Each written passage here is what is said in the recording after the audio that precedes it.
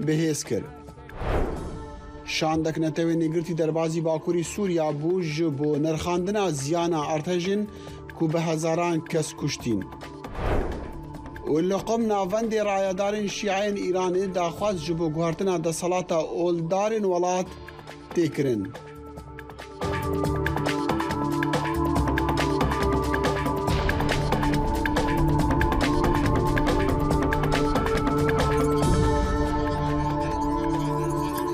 دم باش و بخير هاتن برنامج كرد كونكشن جدنجي أمريكا لواشنطن نها دمجمير حفتي سبيدايا روجا چارشمي داخل شمو هيفيا دمن خوش جوارادكا سروك جو بايدن دوه سيشم جاركا دي سردانا كل حاميريا بولونيا كركو دم كرد بشتي داخل كرنا أوكرانيا جالي روسيا و بار گوتارك لور خواندبو ده دیسالوی گوت کو وی شری اراده روش آواه یا پاراستنا دموکراسیت لسرانسری جیهانی بهستر کریا.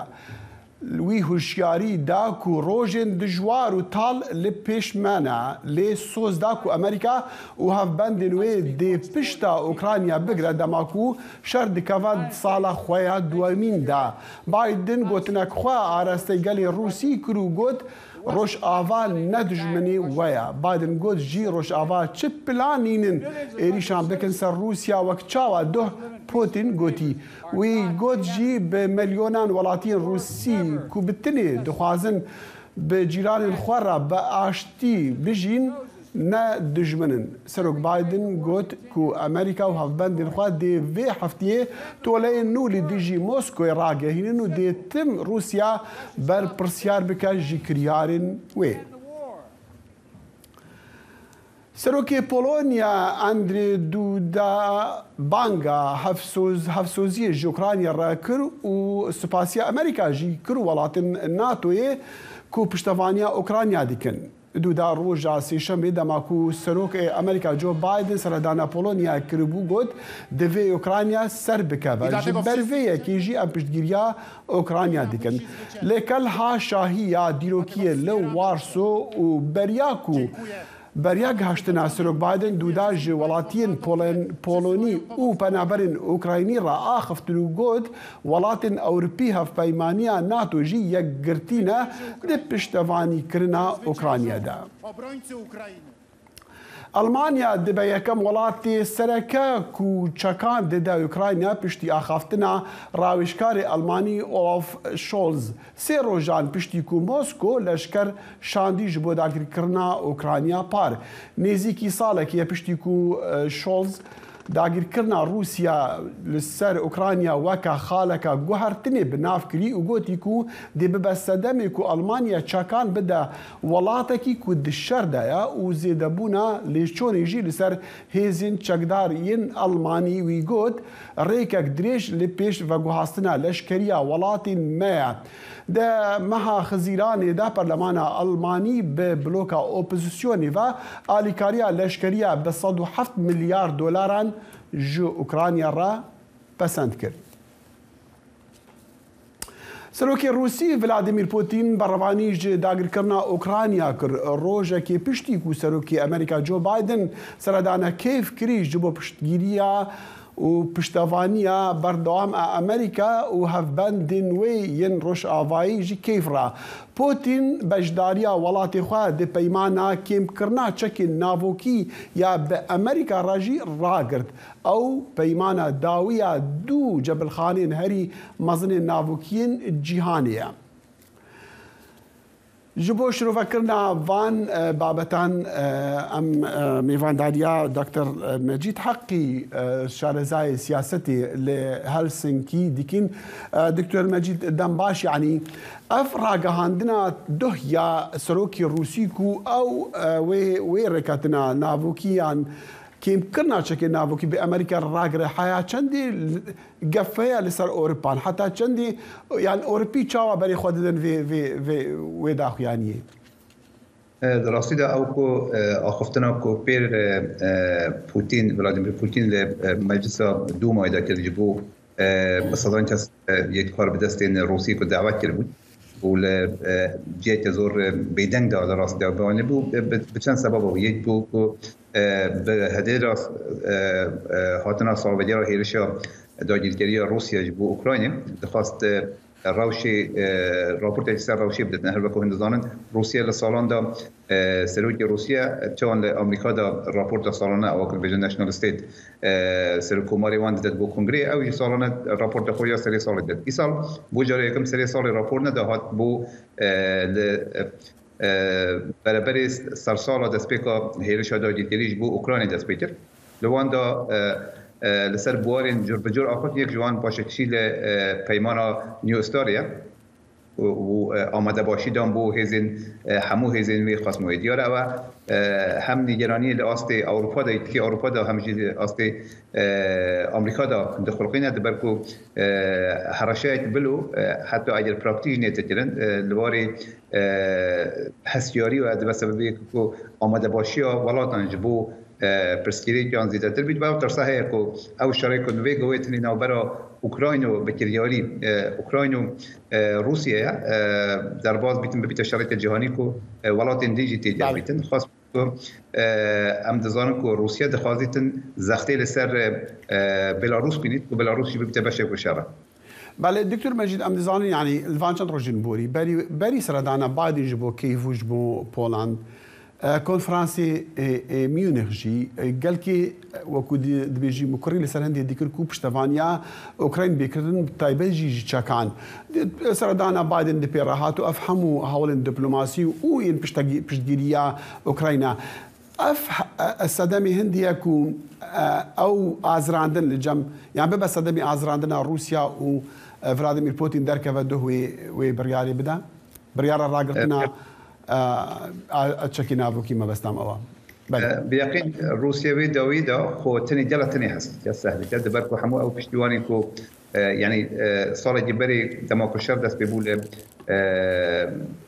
كومبنا نتوي جديدة لحمو ولات الدنيا ده تني شهر ولاتا بشتري لروسيا تر أويدن حمو آن دش بن برانيان آنجي بيدنگون إيروجي ل بنديا نتوي جديدة دوباره جوینتیا جبوکو بریارنامه دیجی جبو پاراستنا یتدی آخا اوکراینی و جبو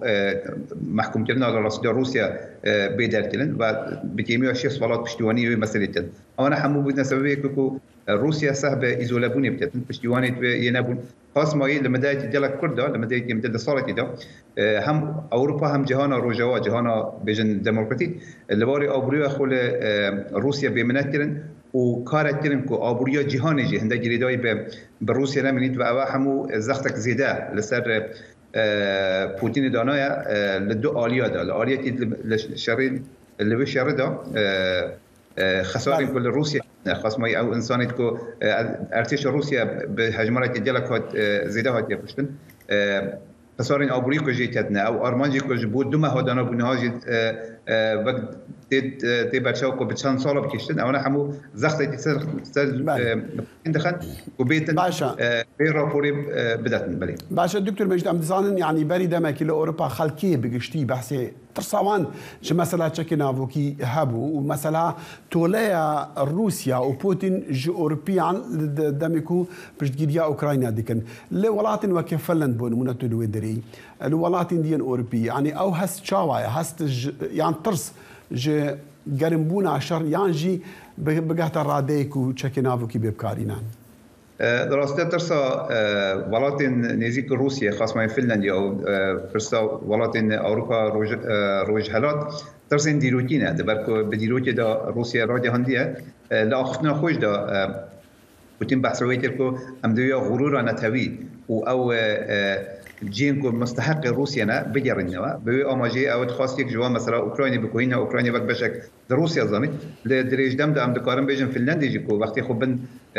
دست اعتذاري روسيا بوا اويجي بكولاتي خوب البرويتي نتني مثلا نوتي بلكي او هيرشا كو روسيا لسر اوكرانيا كده ترسويتكو بلكي او اجر سركي ويتن بلكي هيرشا سر جيدي بتتكو اواناجي ملحق اخاكو بتت او همو او ترسن جل ونيجي ترسا مثلا تشكي ناوتي بيجومان تشتكو خلدين در دوري ولاتن مكو فنلندي ولاتن كو جيران روسيا زيادة لهر جريتي ترسين دبركو لهر جريتي دا اجل تشكي ناوتي بكار بكير دبركو لباري خاكي وجلك نزيكي وينا او بازنايا شابورين ناوتي دكاريتن راستاخو تاثير النتل اللي صار جنجه اللي صار انسان اللي صار جيانا جلك قدام اوجي ترسيه بله دكتور مجید حقی شروفکاری سیاسی هلسنکی فنلند بمره بقول که سپاس جد دەستپێکە داگیرکردنا ئۆکراینە ji aliyê Rûsya ve ewlehiya esmanan li Ukrayna xema serekaya welatên NATOyê û welatên ku nêzîkî sunûrên Ukrayna û Rûsya ne. Firokevanên şer ji İtalya, Almanya, Amerîka û yên welatên din jî li rojavayê hevalbendiya NATO li vî welatê rojavayê hevalbendiya NATO çavdêriya esman dikin. Karla Bav, peyamnêra dengê Amerîka به اندام هیزا هوایی ایتالیا ربو دماکوان ری لبرگفن لسر رومانیا دشوپاندن.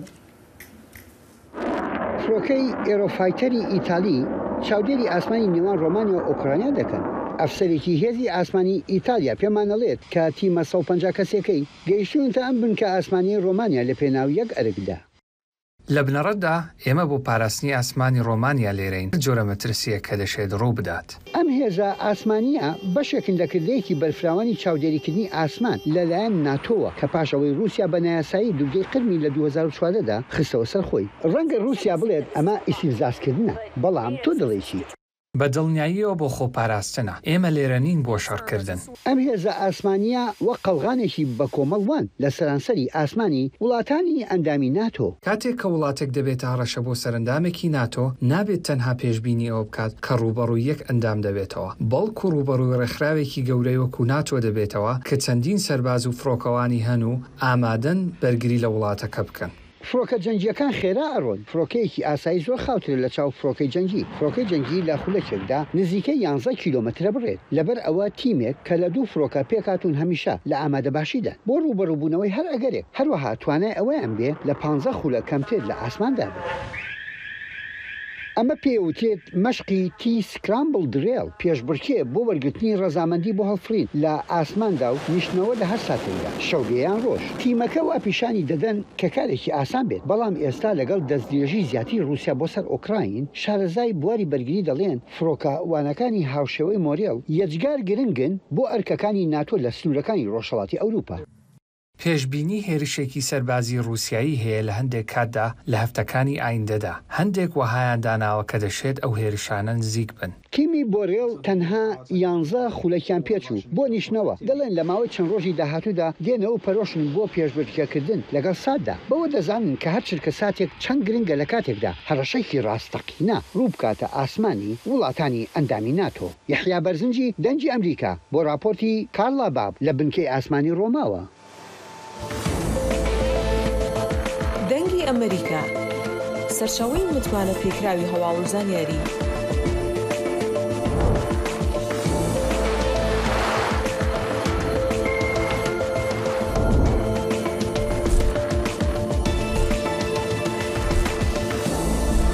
لە ماڵپەڕ و تۆڕە کۆمەڵایەتیەکانی دەنگی ئەمریکاوە ئاگاداری هەواڵ و گۆڕانکاریەکانی جیهان بە.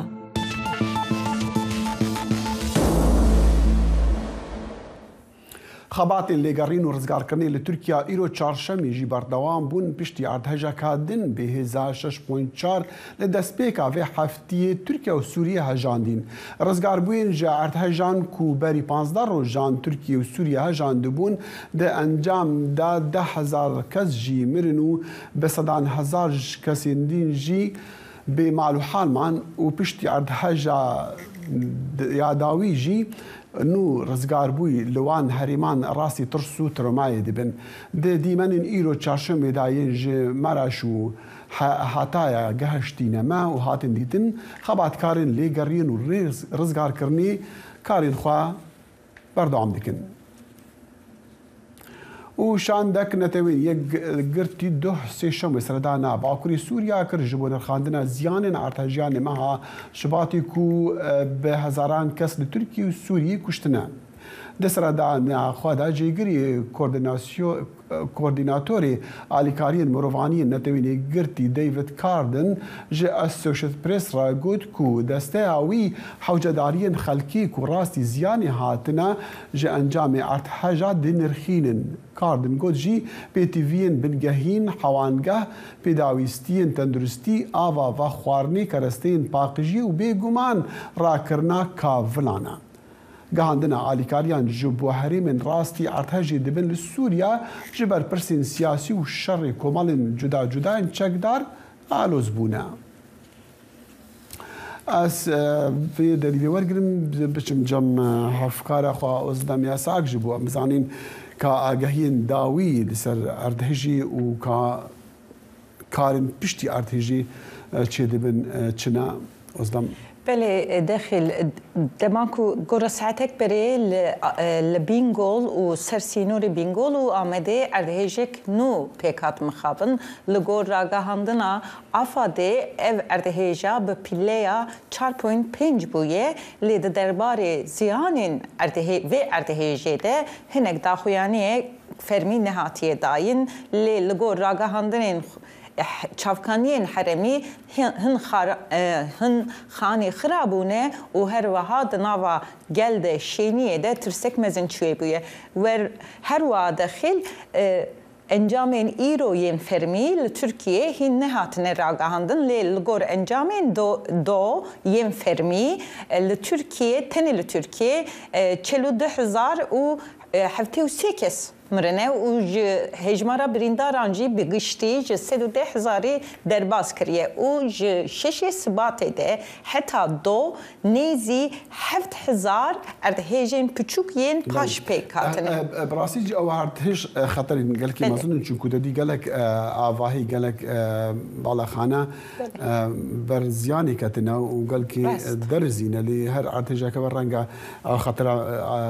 هلوشان سروان جيبا لسر مثلا آلیکاری چکو چندی خلکی پیدیوی به آلیکاری بترهیا بله خباتین آلیکاریه ین امکانو ویاد دبیشی دا بیجم براستی داخل جبر کو خباتین بیانی و نافخی بگرسی دومن لب ایجای بالکشاندن یکو خباتین رزگار کرنا مروان یان جبن کاولان ده هما جهن حرمندن هاتیه قداندن جبر وی یکی جی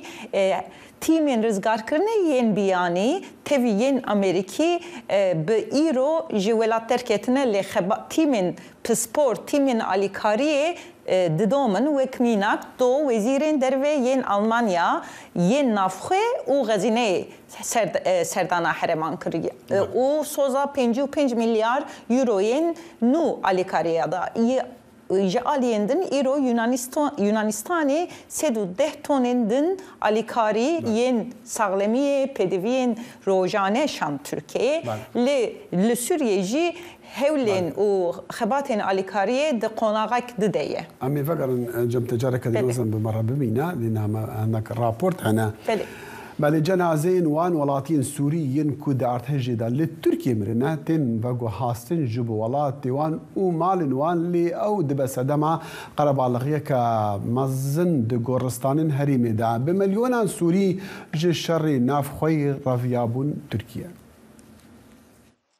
لدري سنوري باب الهوا دقل تركيا كود بن كنترولا اوبوزيسيونا سوريا دايا طرمن كسن كود عرتهجي دمرنا ودقرينا ولاتي وان جبو بنمالاين وان جاوري كرنكا بإيشو آزارة محمد براي خالد هلالي بو قرباني دما سردانا كچا خود کر گول نخوشخانه یا ترکیه چاره سری وردگر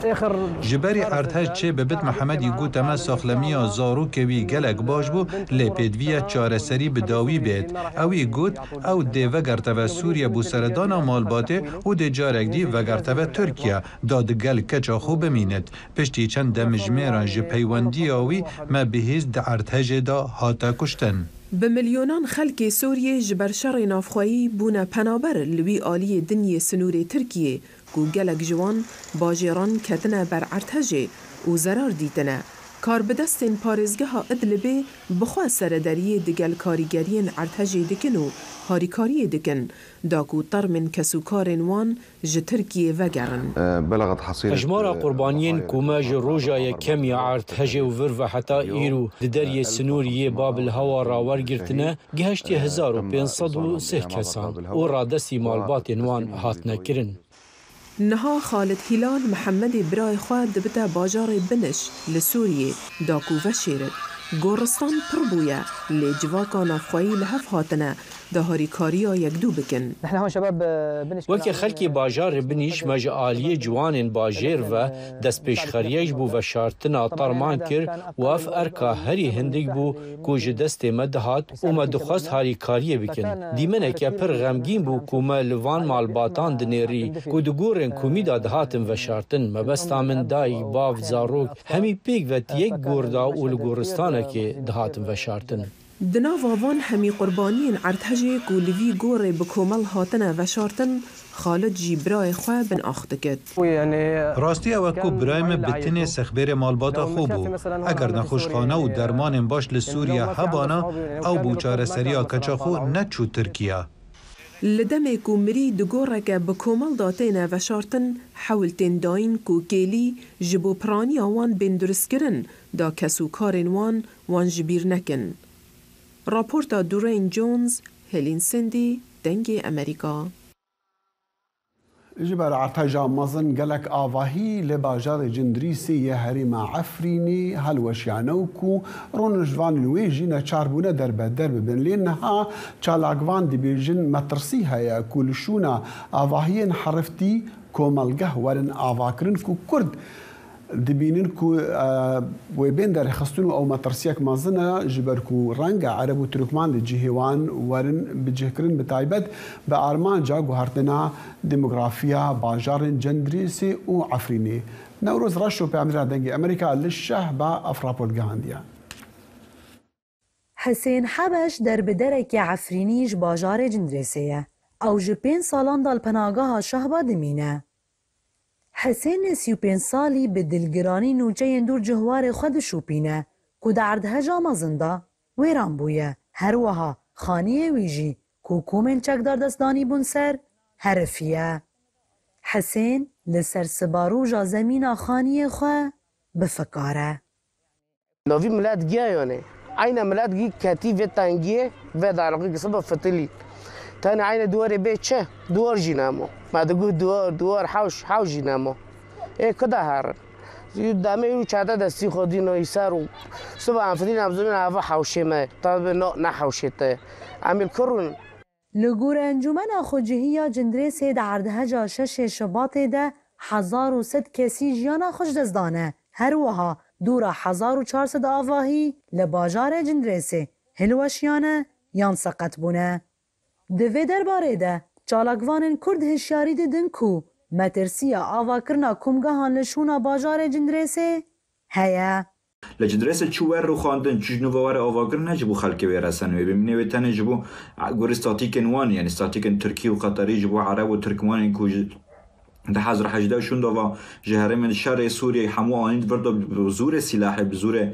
hêzê wan ku dijî gelek Kurd dijî Kurdê wan ku wan sirgûn kirin wan derxistin wan bi cî bikin ew metirsî gelek mezin ku niha pêşmeyê ku gorî agahîn dikevin dest me. Her wiha Musa diyar kir ku dewleta Qeter û kumeleyên Ixwanul Muslimîn dixwazin bajar û gundên nû li şûna deverên wêran bûne ava bikin ku komên çekdar dest datînin ser xanûberên rûniştvanên Kurd û dikin wan veguhezin kampan. Projeyê mezin gorî Qeter dezgehên xêrxwaziyê Qeterê derbas bûne hevên aşandayekî hikûmiyê Qeterê ji derbas bû herêmê Cindrêsê taybet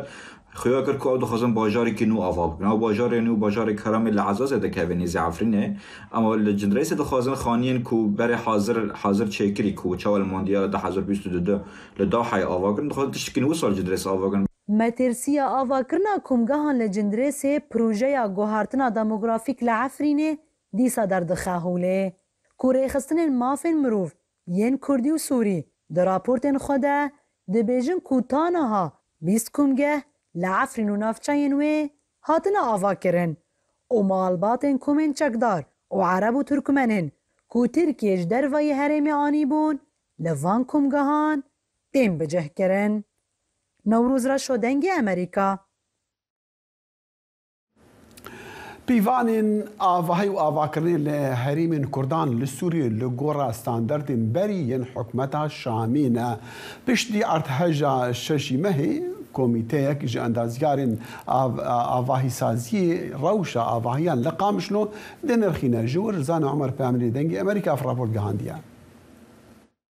لقامشلو هجمارك اند زياران خوبخش كوميتيه كجبون رخاندنا روشا آواهين گوزيان ديتنا جبر عد هجي آواكرنه لغوري برپرسين كوميتيه اند زياران هيانها وان روشا زيدي حزار آواهي لسرانسري هرم باكور رجلات سوريه شوپاندنه لغوري كوميتيه زيانين گوهاتنه ديتن نمترسي دارن لي پيوسته هشياري بيداين و همو آمدكاري جالي سازين پيونديدار و بينكرن منطقة مدي يعني نجاي سري صديبيس خاني عربي قال لك يا السري كبناء وبناية وشيك عناصر إنشائي تتعدى ولو مظن الوانهاتي يعني عناصر مني إنشائي جسر عمود بلاطة سقف أبانا تتعدى الوانهاتي يعني ما نديد بلكي ملجيك يددوا ديد بس أو ضررا قال لك مظن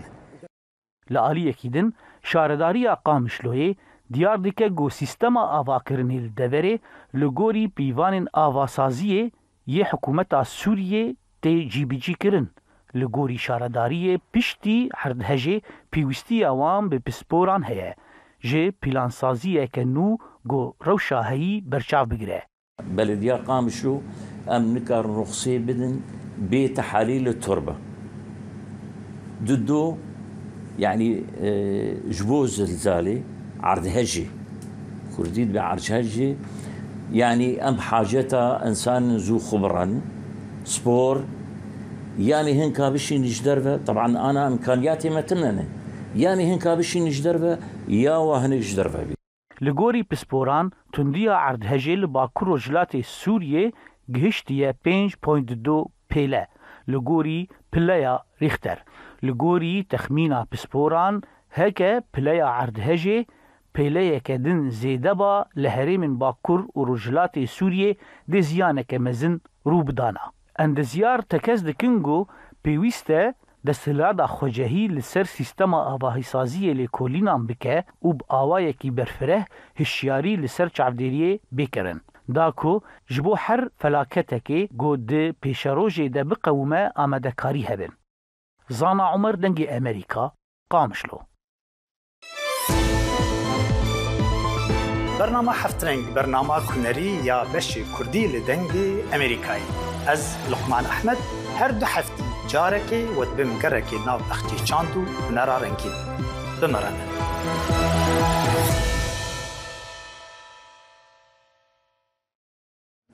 سروکی فرقه پنجمین یا هزا دریای امریکی دوست شم و گوت کو رایدارین هریمی دوی باوری دانه کو ایران گفا جماره یکا یان جی تهدید هری جدیه لدما کو گرجی لسر برنامه ناو کی پیش و دچان. جيجري ادميرال براد كوبر قوتا سوشيت بريس او زيدبونا چالاكين خراب ان ايراني لهرمي بقوتناوي لدو صالين بوري دشوبينا كوبر قوت جي اريشن ايراني ين رشلات نافين ودفرين دين جي بالا هر كسي دكشين كوبر لكونفرانسا باراستنيا نفنتوية لابو ظبي دا اخفت نراتيا ايراني لنتوين يقبوي يكسر برسفا وان داخویانی ندایا و داخواز شروع کردن لسر گوتنین کوپرجی نکرنا.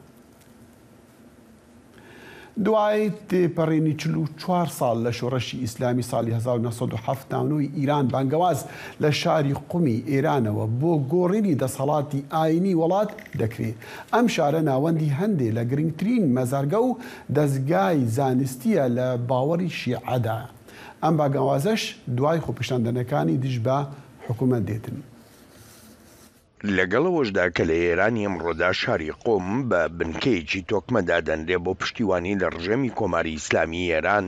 بەڵام ڕۆژی وڵاتەکە وهای کردووە تەنانەت کەسایەتی ئاینیەکانی ئەو شارەش دەنگی ناڕەزایی خۆیان هەڵبڕن و داوای گۆڕانکاری بکەن. هەر لە دەستپێکی شۆڕشی ژیناوە دەسەڵاتدارانی کۆماری ئیسلامی ئێران سەرکوتکردنێکی زەبروزەنگ ئامێزیان بەرامبەر خەڵک بەکارهێناوە کە داوای ئازادیان دەکرد. سەرکوتکردنە توندەکان هەر سەرەتاوە هەڵە بوو، دەبوایە بە شیوەیەکی نەرم و بە ڕیزیشەوە سەرسەودا لەگەڵ گەنجەکارماندا بکرایە، دەبوایە ببنە نمونە بۆیان و ڕێنماییان بکردایە. ئەوە شتێکی ڕاست نییە هەمویان دەستگیر بکرێن، بە هەموو شێوەیەک بەکارهێنانی هێز و ناچارکردن کارێکی هەڵەیە، پێویستە بە زمانێکی نەرم و ڕێز و هاوسۆزیەوە لەگەڵیاندا بدوێین، دەبێت باشەی ئەوانمان بوێت. دوا بە دوای کوژرانی ژینامینی لە مانگی نوێی ڕابردوودا شەپۆلێکی گەورەی بێپێشینەی ناڕەزایی دەربڕین لە ئێراندا دەستی پێکرد و بە شۆڕشی ژینا ناودێرکرا. دروشمی سەرەکی ئەم شۆڕشە بڕوخێ دیکتاتۆر و مەرگ بۆ خامنەیی ڕابەری باڵای کۆماری ئیسلامی ئێرانە. ئەوە بەشێک بووە لە پیلانی دژمن و دەیانەوێت بە خەڵک بڵێن کەسایەتی ئاینیەکان سەرچاوی هەموو کێشەکان و ئەم گرانیان. کەسایەتی ئاینەکانیش وەک هەموو کەسێک ئەم گرانیە کاری تێکردون و زۆربەیشان لە باریکی نزمی ئابووریدا دەژێن و لە هەمان ئەو کێشانێشدا دەژێن کە خەڵکیێدا دەژێن. بەڵام نیارەکان دەڵێن کەسایەتی ئاینیەکان بەرپرسیارن تا خەڵک بە گەژیاندا بشنەوە. دەسەڵاتدارانی کۆماری ئیسلامی ئێران بەردەوام داوای پشتیوانی لە خەڵک دەکەن لە کاتێکدا وەک دانیشتوانی ئێران دەڵێن خەڵک زۆر بێزارن لەو ڕەوشە سیاسی وڵاتەکەیان. زۆربەی گەلی ئیران داواکاری ئابووریان هەیە. سیاست تێکەڵ کراوە لەگەڵ ژیانی خەڵکدا. لە هەر شوێنێک لەگەڵ خاکدادا دانیشیت باس هەرباسی سیاسەتە. بۆچی؟ چونکە سیاست کاریگەری هەیە لەسەر ژیانیان. جا نائاساییە کە دەبینیت خەڵک تووڕە و ناڕەزان. بێگومان ئەمەش کێشەی دروست کردووە.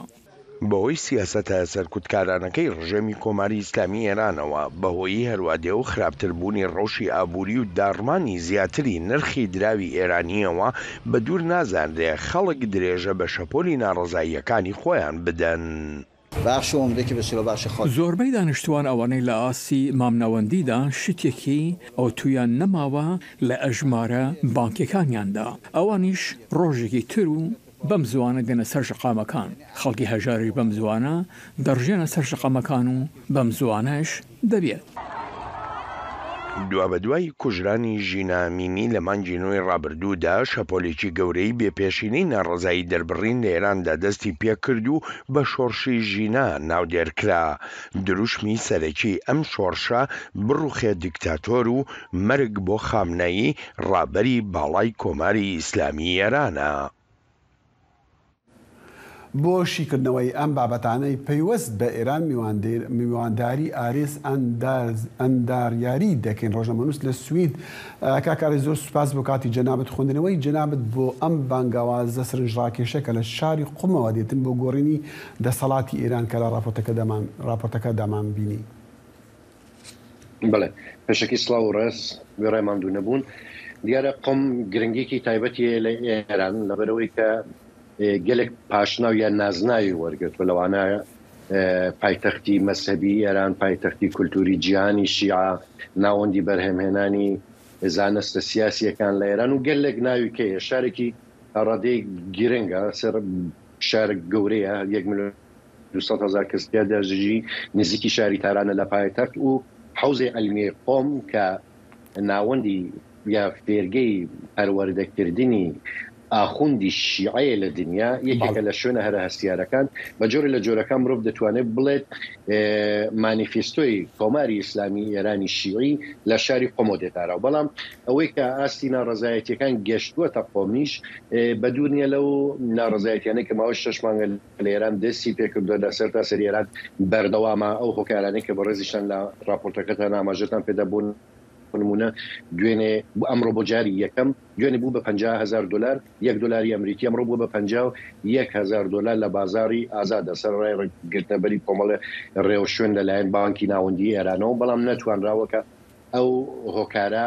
مەسە ئەو ڕێژەی هەڵاوسانە بە نیسبەتی گیرانی بەرزبوونەوەی ڕێژی نرخی دۆلار ومانە کۆنتڕۆل بکە لەو چوارچەوەیدا ناڕەزایەتیەکان مرۆڤ دەتوانێت بڵێ ناڕەزایەتی گەلێکی چ لە بواری ئازادیە تاکی و کۆمەڵایەتیەکان ئازادی ژیاندایە و چ لە بواری ئابووریدا بەڕاستی گەشتوێتە لووتکە بۆیە دەبینی کە لە شارێک وە خۆم کە کەس چاوەڕوانی ناکرد دەنگی ناڕەزایەتی ئەمە جاری یەکەمی ژنیا کاکانیز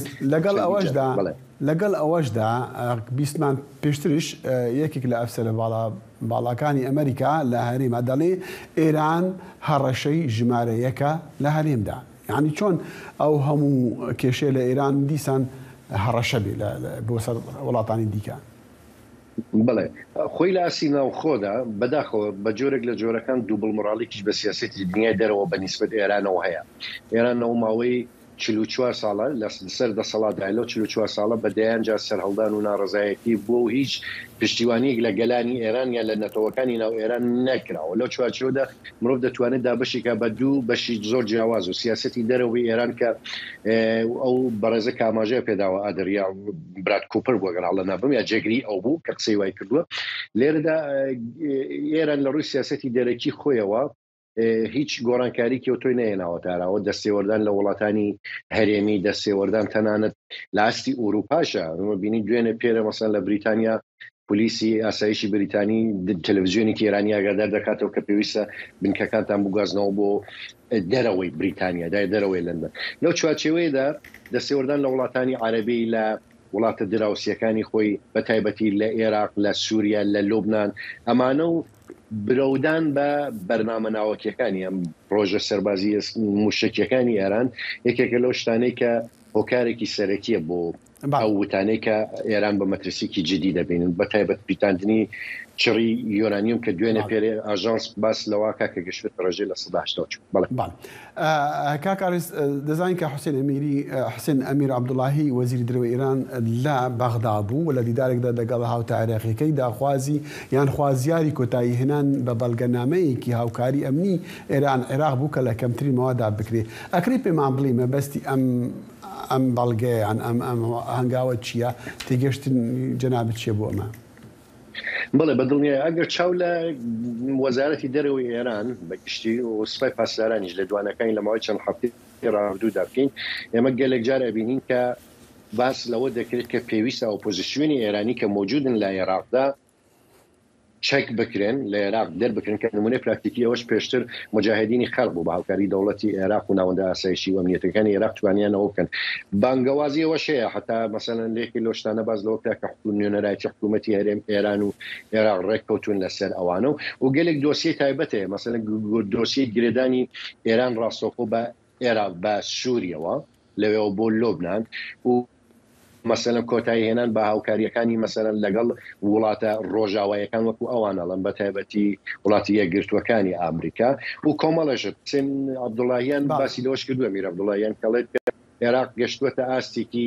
سەرنجڕاکێش بەڵام ئەوەی کە باڵکێشە لە کاتی بەڕێوەچوونی کۆنگرەی پارلەمانە عەرەبیەکان لە بەغداد ئەم سەردانەی ئەمیر حوسێن عەبدوڵاهیان سەری گرتووە بۆ بەغداد لە کۆبوونەوەکەدا باسی ڕێوشوێن کراوە سەبارەت بە دۆسی تیرۆرکردنی فەرماندەکانی دژە تیرۆر ئەمە چ بابەتی ئەمە چ باسیکە بەدڵنیاییەوە لە عێراق مرۆڤ دەتوانێت بڵێ دوێ گۆڕانکاریەکان و نەمانی سیستمی سەدام حوسێن لە عێراقدا ئێران بە جۆرێک لە جۆرەکە هەوڵیدا کە هاژمونی خۆی لە ڕێگەی مەسەبی شیعە لە ڕێگەی تەشیعوگرایی ئەو گروپە میلیشیانەی کە پێشتر لە ئێران بوون وەکو سەدر و وەکو کۆمەڵێک ناو کە هەن جەماعەتی حەکیم وەمانە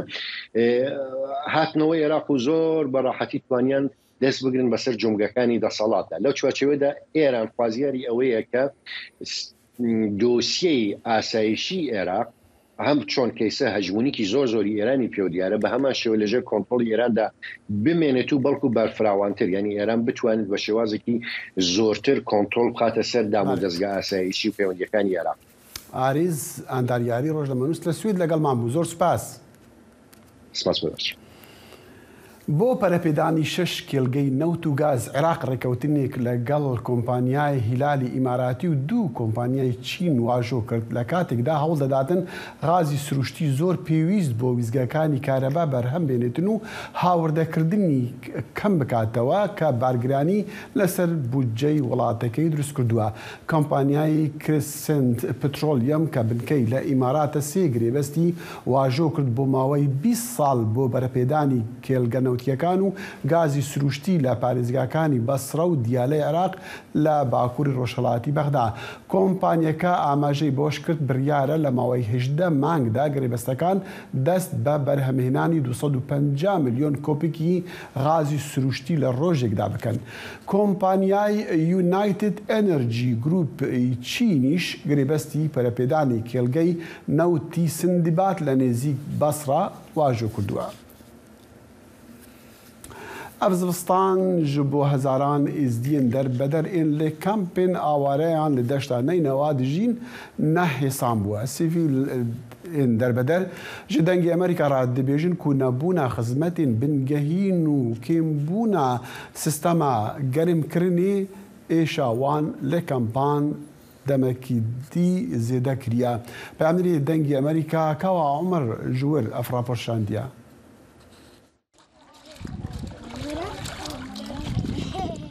دگەل هاتنا شەپۆڵەکە بەفرێ و بارانێ بۆ سەر هەرێما کوردستانە عێراقی ڕەوشە ئاواران gelek ئالۆز کریە و ئەو بەرکەفتیên ئێکێنە سەرما کارتێکردنê li jiyana wan biket.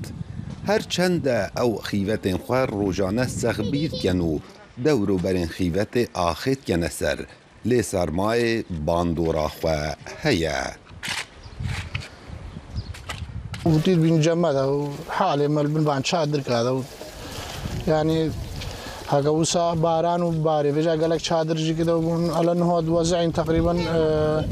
داينا بس خدي حرفي ذنينا وكا جمدها الشادر كذا هاكا بيا اقرو وشغله بزحمته وسا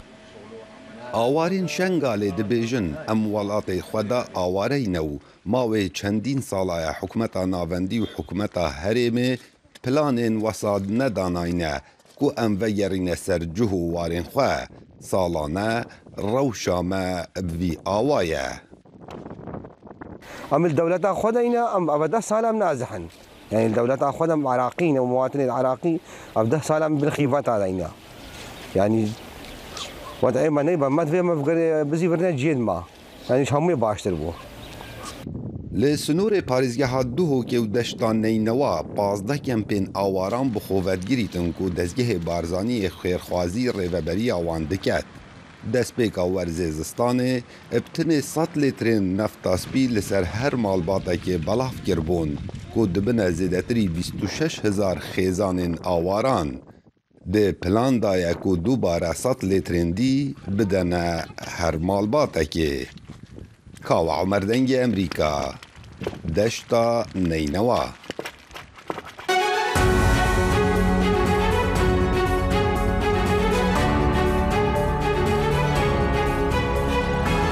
چاوی واشنگتن بەرنامەیەکی هەفتانەیە لە بەشی کوردی دەنگی ئەمریکاوە ئامادە و پێشکەش دەکرێت. من بەڵێن ساڵح هەموو ڕۆژانێکی هەینی لەگەڵ پسپۆراندا تاوتوێی گەرموگورترین بابەتی ڕۆژ دەکەین لە پەیوەندی بە سیاسەتی دەرەوەی ئەمریکاوە. لەگەڵمان بن.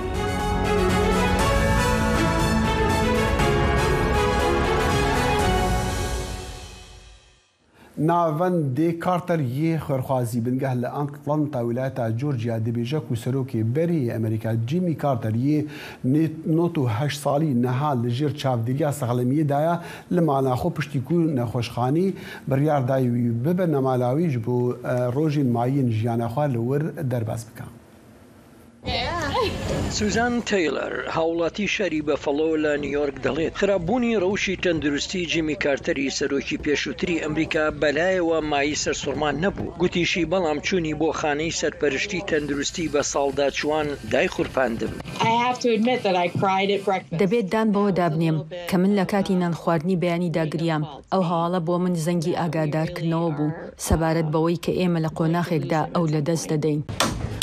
لە نێوان ساڵانی 2006 و 2019 خاتر سۆزان تەیلەر یەکێک بوو لە سەدان لە کارمەندانی خۆبەخش ئەوانەی شانبەشانی کارتەر و هاوسەرەکەی ڕۆزەلین کاریان دەکرد لە پرۆژەی ساڵانە بۆ کاری خێرخوازی و خانوبەرەیان لە سەرانسەری جیهان بنیاد دەنا بۆ ئەوانەی هەژار بوون. لە ڕاستیدا کەسانێکی زۆر سوپاسی کارتەر دەکەن ئەو کاریگەریەکی گەورەی هەبوو هەر بۆیە نەمانی ئەو هاوکاریانەی زۆر دیار دەبێت. ئەوە هەواڵێکی مایەی پەژارە بوو لەبەر ئەوەی کارتەر پێشەنگی ژیانێکی قارەمانانەی ئەمریکاییانەی کردووە. جۆنەتن ئۆڵتەر 5 ساڵی بەنووسینی ژیاننامەی جیمی کارتەر بەسەر برد بە ناوی هیز ڤەری بێست کە بەهۆیەوە ڕێگەی بە جۆنەتندا دیمانی لەگەڵدا ئەنجام بدات و چاودێری سەرۆکی پێشووتر کارتەر بکات بەر لەوەی دۆخی تەندروستی تێک بچێت. کاتێک ژیانی کارتەر هەڵەسەنجی دەبینیت ئەو لە ژیاندا سەرکەوتنی تۆمار کرد ئەو بە تەمەنترین سەرۆک بووە و تەمەنی 90 ساڵانە و بۆ نزیکی 77 ساڵە هاوسەرگیری کردووە. جۆنەتن ئۆڵتەر پێی وایە دوای شکستهێنانی سەرۆکایەتی لە ساڵی 1970دا زیادبوونی ناوبانگی جیمی کارتەر سەرچاوی لە کارکردنی خۆبەخشانی لە ڕێی خانوبەرە بۆ مرۆڤایەتی وەرگرت بوو هەروەها هەوڵەکانی بۆ بانگەشە بۆ ئاشتی و بە گشتداچوونەوەی نەخۆشیە پشت گوێخراوەکانی ناوچەکانی کەمەرەی زەوی ئەوەش لە ڕێی پرۆگرامەکانی سنتەری کارتەرەوە بوو. ئەمە پیاوێکە هەرچەندە کارداری دەکرد و هەروەها بیری لە چەندان مەسەلە دەکردەوە بەر لەوەی ببێتە سەرۆکی ئەمریکا. هاوکات جیمی کارتەر بەشی زۆری ژیانی بەسەر برد لە بیرکردنەوە سەبارەت بەوەی چی بکات بۆ ئەوەی ژیانی کەسانی دیکە باش بکات. ناوبانگی جیمی کارتەر هەڵکشا لەو دەمەی بە وڵاتدا دەگەڕا و بانگەشەی بۆ دەیان لە کتێبەکانی نووسی بوونی دەکرد هەروەها بە میوانداریکردنی گردبوونەوە لە کڵێسا بچووکەکەیدا لە شاری پلینز لە جۆرجیا بۆ وتنەوەی وانە لە ڕۆژانی یەکشەممەدا. خەڵک دەیتوانی بە ئاسانی چاویان بە کارتەر و ڕۆزەڵینی هاوسەری بکەوێت ئەوان بەخشندە بوون هەر بۆیە خەڵک هەستی دەکرد کە دەبێت بیان ناسن. هەر بۆیە سوزن تەیلەر بڕوای وایە کە هەواڵی تێکچوونی دۆخی تەندروستی کارتەر بەلای کەسانێکی زۆرەوە سەختە. من پێم وایە ئاسانی ڕادەستگەیشتن بە جیمی کارتەر ڕایەڵەی پەیوەندی لەگەڵ زۆرێک لە ئەمریکیەکان خوڵقاند ئەوەی زۆربەی سەرۆکەکان نەیان بووە. بۆ کەین فێرابۆ سمکۆ عەزیز دەنگی ئەمریکا. دیارەتێ گوتن کە لە تورکیا حکومەتی لەبەرە هەنێک پلان لەبەرەنەش بۆ سەردەریە دیگەل مەسەرەن ئاردهێژی و تایبەت ژیژ بۆ حەوانگەهان ئەز ڤەگەرم جەم ئەفکارەخوا ئۆزدەم یاساک و وێڕەوشی دشۆپینە چه هەیە ئەزانم کو حکومەتی هەنێکشی وەساڵ گوتنە لی نەزەل علاوێت چی بکەن. بله هفتەیە بۆری دەخل ئەردۆغان دەما و سەردانە حرمên erdhêja dikir got bû ku çareseriya me heye û em ji hem şêniya vegoystinê herêmên ewlê bikin û bajaran ji nû ve ava bikin lê hûrgulî nedabû. دو دماکو جارکتن سردانا هاتای و عثمانیه کر اردوغان گوت کو امد ناوا ساله کی ده 200,000 آواهین نو یه نشتی جهبونه آوا بکن و هر وها من هن پیمان چکرنه جی آماده نه و امد یکی اداره دا دست جوان 10,000 بکن کو بو سدما رخنین گلک گرینگ. باشه ئۆزدەم راپۆرتێکدا مە هەبوو پامێرە مە یا پەرمانە عفرین ژ کەمپیشا باشاند بوو چاوە خەڵکی ترس هەیە و جیهی ئاڤاهین هەڕفتی نارتەژیە لە شووناوان کۆمەلگەه بێن ئاواکردن و کوردش وەر بێن دەرێکم تایبەت ژیش بۆ عەرەب و تورکمانین کوردگەل حکومت پشتاوان دەگرێت ینی هەتا چەندی ئەف مەترسیایە و چ تشت هەیە لەسەر بێ هەرتنی ترسایان تشتێک هەیە و خەڵکژی بترسە. براستی داخل لسرویا گلک حرمین راپورتن حرمی و خجهی هنه شیروکار هنه داخویانی هنه از باورم کو پشتی سروان راگاندن حرمی ج چافکانیان دما کو برنامه مد دومیاک دم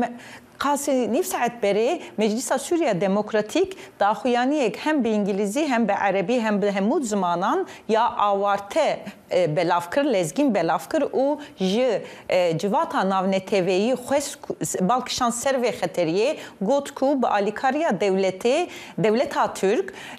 هول هنه کو خوجهی نشتیجهن کرد جوان حرمان ورن وقتاندن و دشونا وادا هن کومندن ورن بجیه کرن. بکرتی مجاره هالبجاتنا کو بحسابو بین پاش خستن نهات چه پشتی عتجی. براستی از کانم بیشم کو ایرود مدیا ناو نتویده شیروین جدا هنه کود بیشن اردوغان اف هفته کل سروی مجاره جوینن دو هف چه دکه و خیاد که کو به تایبشی پشتی راگاهاندنا افخانی نو و آواکرنه بلکه دبه کو احتمالک مزنه کو د 14 مارت گلانی دا یانجی د 18 حزیرانی ده چه بکه جبر کو گلک سدموی هره و تین گوتن جگو حتی اگر ببنجی لگلک دفرین کو ارتش لچبونه رنگا هل بجاتن به زحمتی ورن کرن. بله ت بنسازی او یا تکنیکی ده کماسیت گرینگه یا خلیل. سپاس. امتن داویا برنامه کرد کنکشن حتی صبحی دیگه هنیک هر شاد و بختور بنو خدا حافظ.